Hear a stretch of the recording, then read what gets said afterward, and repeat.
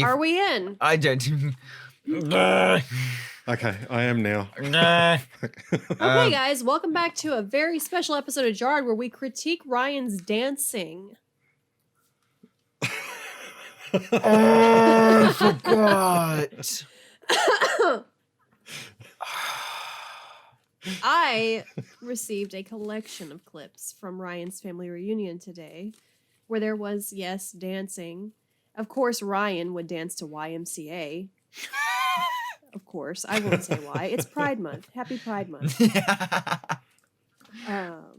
One of those clips was about 4 minutes long, and I'm going to tell you right now, I did not watch all of it because I got the gist of it pretty early on. Yeah.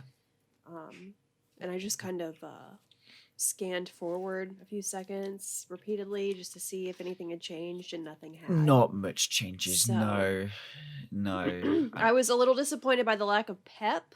I'll say that. What do you mean, like a pep? Energy. As in, Oh, yes. right, yes. Bear in mind, the clip that you probably saw, like, I haven't seen them. All I know is from the thumbnail that I saw that my sister sent you, I'd only just got onto the dance floor at that point. If she'd sent you videos from later on, you would have seen me going all out. But well, yes, there was a very, very big lack of energy there, which compared to previous dance clips of you, for example, in America. Yeah. I'm going to give the confidence, I'm going to give that an A, but the form, I'm giving that a D-. You're actually critiquing me here. You're actually giving me fucking grades. I appreciate the A. Thank you. But, I mean, it's not for skill. It's literally just for attitude. I mean, I'll take it. It's the first day I've ever had. I'll fucking take it. But what shows up on camera more, skill or attitude? Yeah, okay. Yeah. So, it is my turn to present tonight, and we are amberless because some people decide to have children, and it's gross, and I don't care who that offends. So,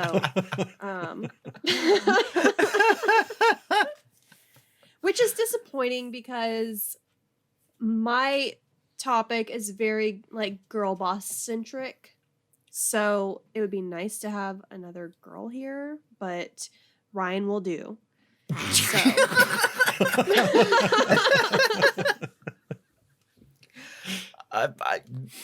thank you. I get confused on what I should be thanking you for now. Like I'm just gonna take everything you give. Yeah. I was just gonna say just everything. Yeah. Take what you can get. Yeah. I'm gonna be real with you guys. I forgot that it was my turn until like yesterday, and even after I remembered yesterday that it was my turn, I was still like, blow it off. So I literally did my notes today at my grandparents' house during my grandfather's Father's Day lunch. So, and I also did it in pink ink. It's literally handwritten. Like, I admire that, but we literally closed out last week's episode with you saying, "Oh, and it's me next week." Like, I get it, though. I get it. I don't care. Life happens. Yeah. Anyway, so we all love a good for her story. You know what I mean? We all love a good for her story. Any story where there's a dejected woman figure at the center of it, and she just rises up and blossoms. For instance, Gone Girl. That's a good for her story.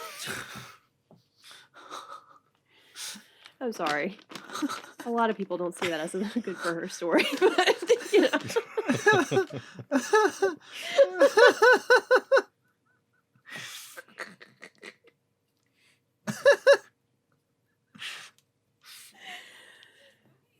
Oh, what the fuck is going on? Why did my stream end? I was streaming this recording.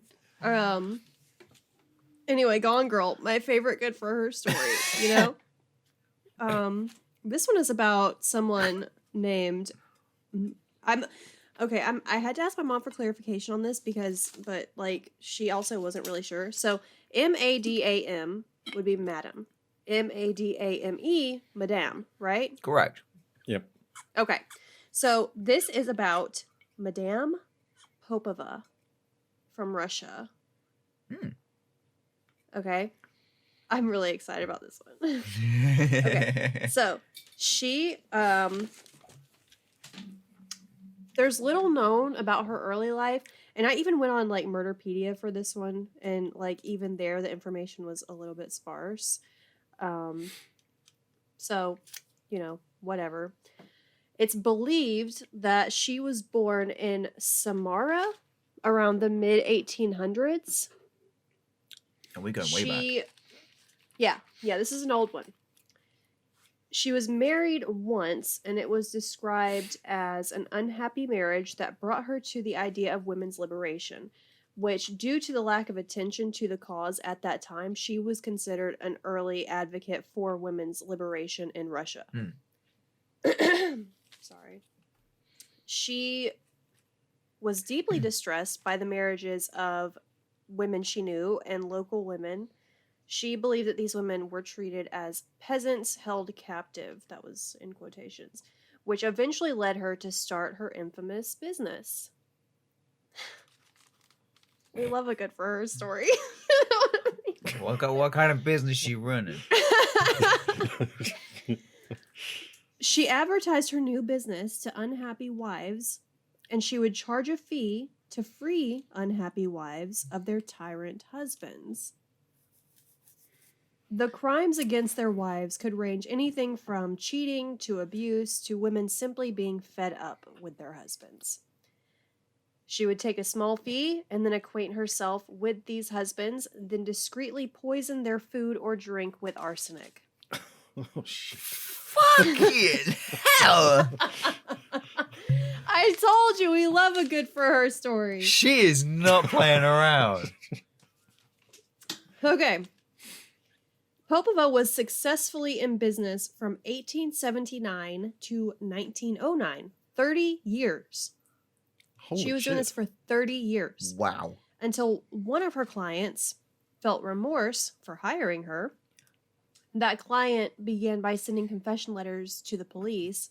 She ended up sending numerous letters, but they never resulted in anything. So she finally went down to the police station and gave a statement and confessed to everything and incriminated Madame Popova. So basically, she operated a murder-for-hire service in Russia that specialized in liberating women from their cruel husbands for a fee. It is believed that she murdered over 300 victims. Holy crap. Whoa. By using poison, her own hands, a weapon, or subcontracting to another assassin. Okay. So we have like a hit woman who has like, subordinates. Context. She's like, here, you do this job. What I love about this so far is, all of the serial killers we have done have had, obviously either a minimum of 3 or what was one of the maximums we did, like 14, 15, something like that. You've just gone straight to 300. I went to Murderpedia and I went alpha. I specifically looked for a woman serial killer just because guys like gay girl boss and all that. But so I went individually through because it separates them in alphabetical order. Yeah. I went through them individually to see who among them had the highest number and the most unrecognizable to me name. So from A to O, I'm like, okay, this person had a high amount of victims, but I've heard this name before. Yeah. So, but then I got to this one and I was like, oh, 300 victims? I've never heard this person's name in my life. Yeah. So, upon the confession, the police descended on Madame Popova while she was sitting in her mansion. Yep. And they arrested her. News of her arrest reached the public, who then formed an angry mob and insisted that due to the magnitude of her crimes, she should be handed over to them with threats of burning her at the stake.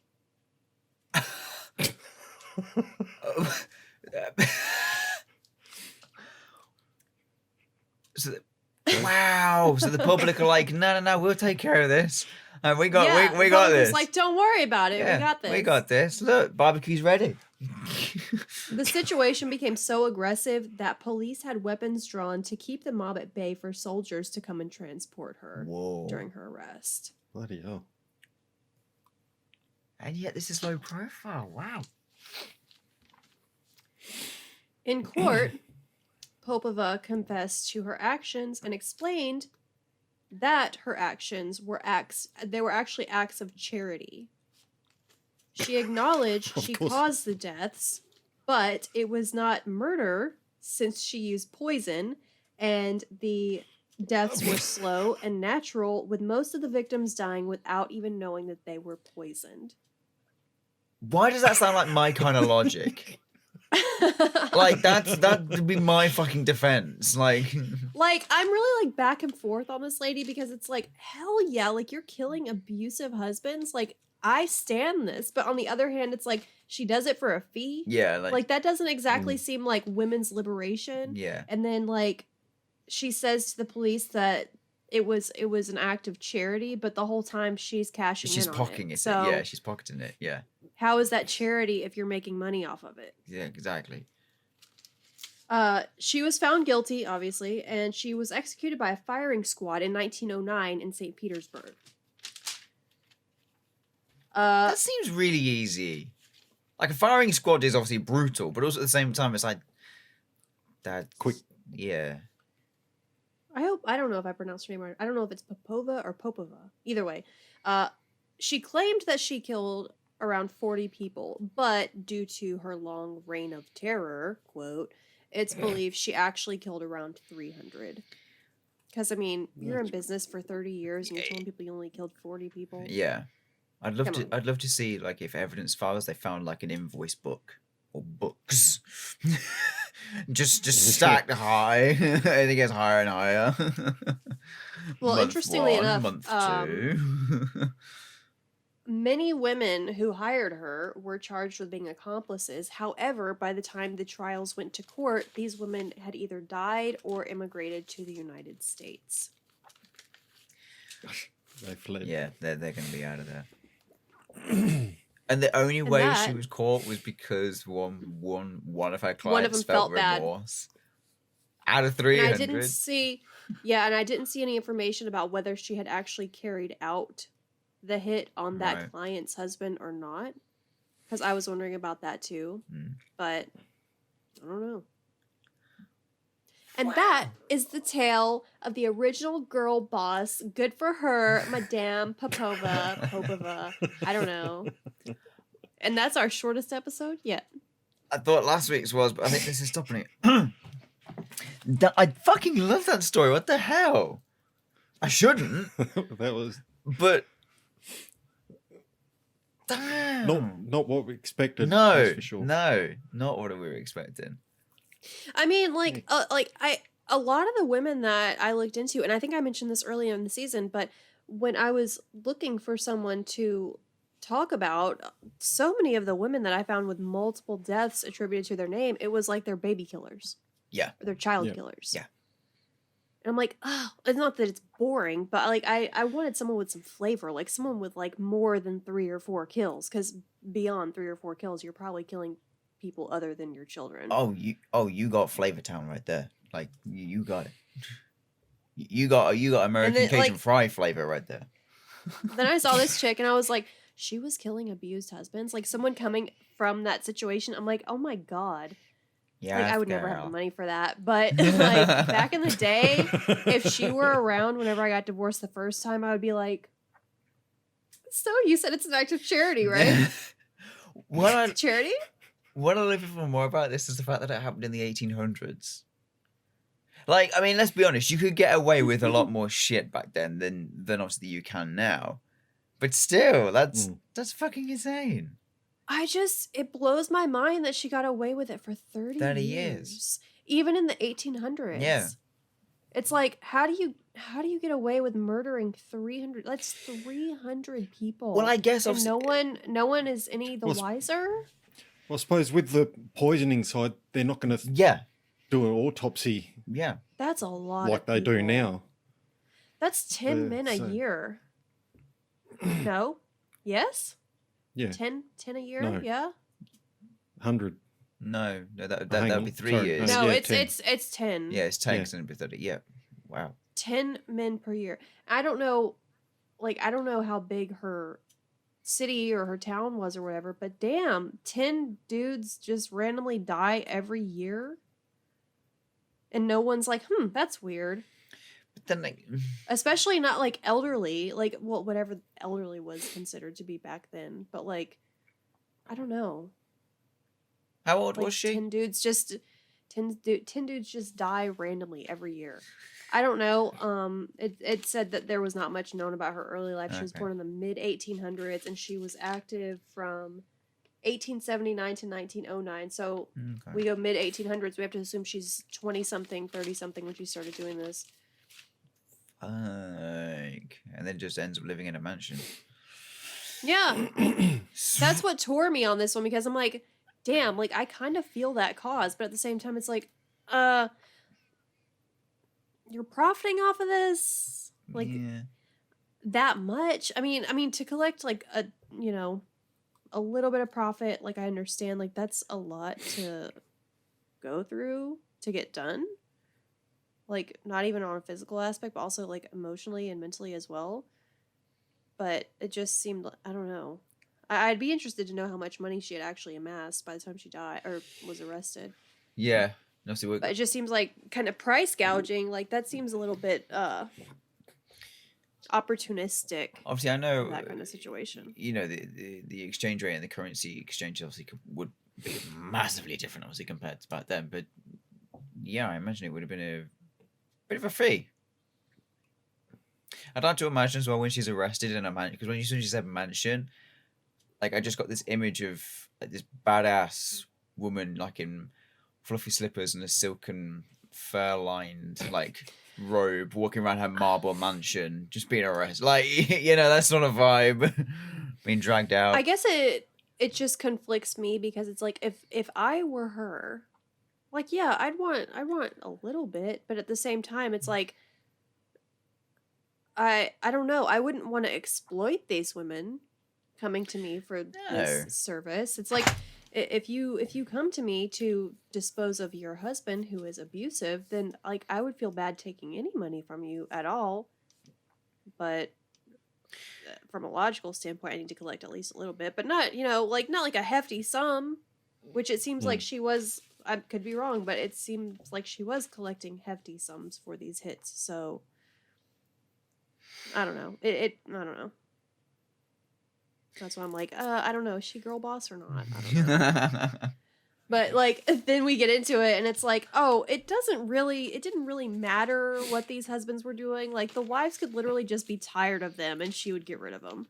I was going to say, because by the sounds like, if it was just an abusive husband situation, I'd be like, yeah, fuck yeah, get their asses. But like, it ranges from cheating to abuse to women just being fed up with their husbands. So yeah, that.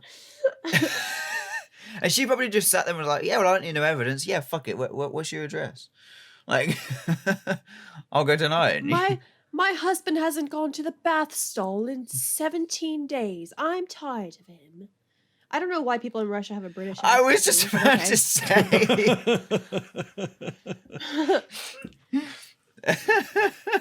Go on, do your best Russian. Go on. Guys, and let's go bowling.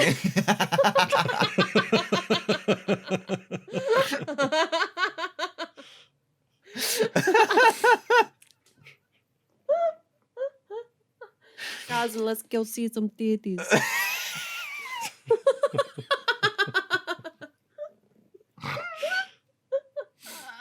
Oh, you can tell we started out as gamers, can't you? Yeah. So, that's my story, and I'm sticking to it. Gaslight, gatekeep, girl boss. Love it. Nicely fucking done. Anyway, okay, I'm signing off. Yes. Anyway, so that's my last one, and that's my last one for this season. So good luck. It is. We're on the home stretch. We're in the last leg. Yeah. Yeah. All right. Well, we'll see you guys next week. You guys know where to find us. If you don't, then just Google us. Thank you and good night. Goodbye. Thank you and good night. Bye.